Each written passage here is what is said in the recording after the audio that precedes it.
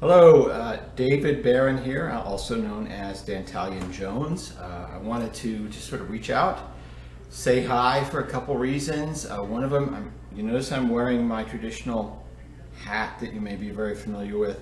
Someone asked why I wear it. It's because it's my favorite hat. I made it, and it's not because I am bald. I do keep my hair rather short, but no, I'm not trying to hide my head. I just like my hat. I wanted to talk about a little bit, let me adjust the camera here. I wanted to talk a little bit about a process that's used. Someone asked about how religious indoctrination works, and the one experience that I am familiar with, because I had a personal experience with it, is being invited to take part in an evangelical religious service. Now, I was very young. I was in my teens. I think I was about 14. And I was with a local church group. The main reason I was with the church group is it was the source of social interactions. At the age of 14, social interactions are incredibly important. And it wasn't because I had particularly strong religious views. It was just because these are the people that were friendly and fun to be around. So we were part of a religious group, and we were invited to a local evangelical church service. I think it was a Sunday evening or something like that, and they have pizza afterwards. And they went through a process that totally got me involved in it and had a really strong impact on me. Let me point out, I am not criticizing about evangelicals. I'm not making a commentary on religion. I am simply describing a process that had a strong impact on me, and I want to sort of articulate the steps they took to engineer that impact on me. Okay, first and foremost, and this is, if you are familiar with evangelical church services, this will probably be familiar to many of you.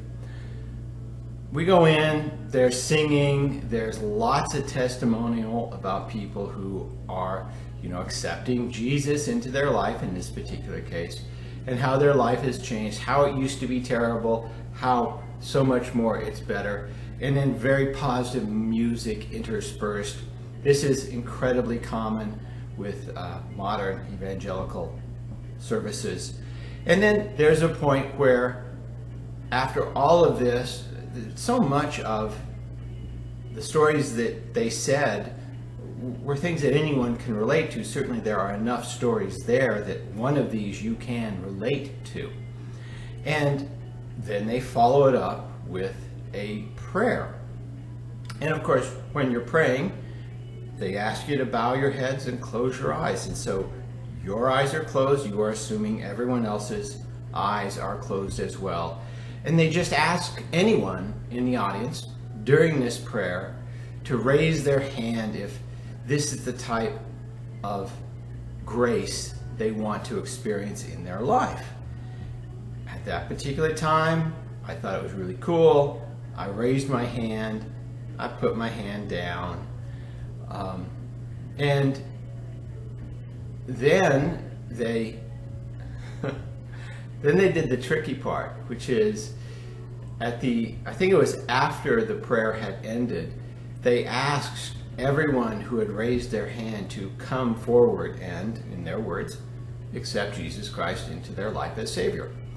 Now, at that particular point, I felt like I had already committed by raising my hands, and they used that very effectively so that I went up there, and it was very emotional. I remember being, crying and things like this. And one of the parishioners who was, a follower, counseled me and prayed with me and congratulated me and all those sorts of things. He sort of broke a lot of rapport with me, telling about how wonderful it is that the world's going to end here soon. But the emotions sort of took me on. And I felt pretty good for a couple days, and then I started to reflect upon it and came back to my normal self. So I want to point out what took place during that event. And it had a lot to do with just social pressure you were in a passive environment, in the pews, sitting, witnessing. All of music is very upbeat, very positive. The testimonials are very positive, and they tell stories about what their life is like. And many of these stories anyone could relate to, because there are enough of these testimonials. And of course, it's about a transition, about accepting, Jesus as Savior. And then again, very passive, but there's a form of agreement where you bow your heads to pray. In that, you are asked to make a small, very small, measurable acknowledgement that this is something you could value in your life, and to raise your hand.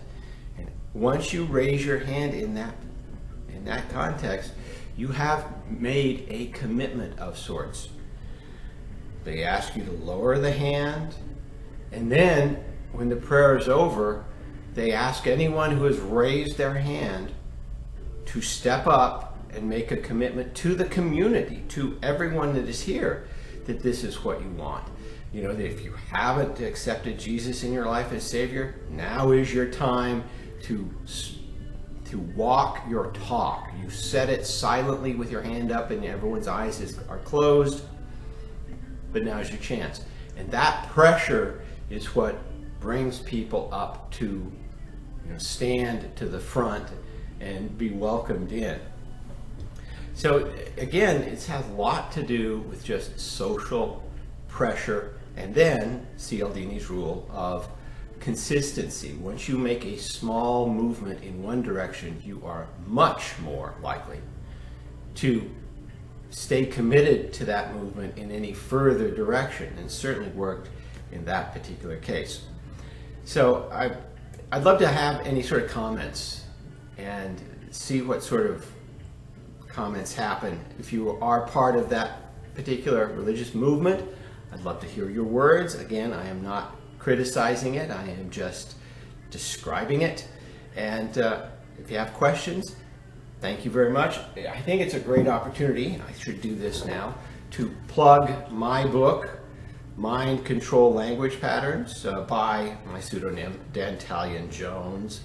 And if anyone wants to know why I have so many names and pseudonyms, ask me in person. It's a long story, it's a boring story, I'm not going to share it here, but you're welcome to contact me and ask it.